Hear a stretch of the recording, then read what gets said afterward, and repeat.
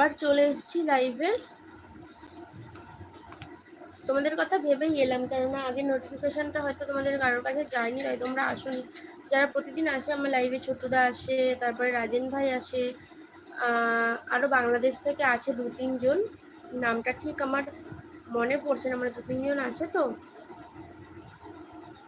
ঠিক মনে পড়ছে না নামটা। কমেন্টগুলো করলে যখন নামটা দেখবো তখন ঠিক মনে পড়ে যাবে যে হ্যাঁ এই ভাইয়ারা আসে, এই দিদিভাইরা আসে।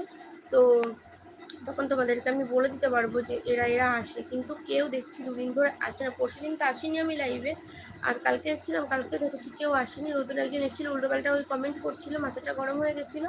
কমেন্ট করে আবার ডিলিট করে দিচ্ছিলো কমেন্টগুলো, সেই জন্য আরও বেশি মাথাটা গরম হয়ে গেছে। আমি সহজে মাথা গরম করি না চট করে, কিন্তু এই যে এরকম যদি কমেন্ট করে ডিলিট করে দেয় তখন তো রাগ হবেই বলো। সেই জন্য আমি রাগ করে লাইভ থেকে বেরিয়ে গেছিলাম। তারপরে এই আজকে আবার এলাম। আগে একবার এলাম, দেখলাম কোনো ভিউ নেই, ওই জন্য এখন আবার এলাম। দেখো কোনো ভিউ নেই, আমি একাকাই বকর বকর বকর বকর করেই যাচ্ছি। ওদিকে টিভি চলছিল, টিভিটা বন্ধ করে দিয়েছি। যে টিভিটা বন্ধ করেছি অমনি ছেলেটা ঘুমিয়ে গেছে।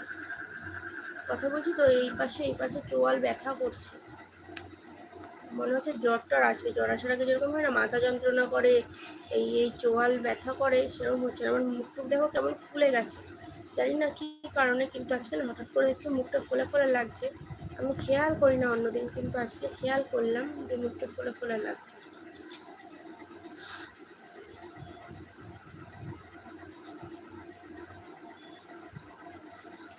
দেখো 1 মিনিট 50 সেকেন্ড হয়ে গেল, কেউ এখনো অবধি এলো না।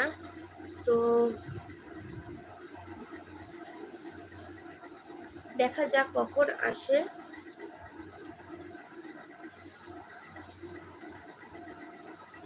5 মিনিট দেখবো, 5 মিনিটের মধ্যে যদি কেউ না আসে না, সত্যি সত্যি আমি তাহলে আর করবো না, আসবো না লাইভে।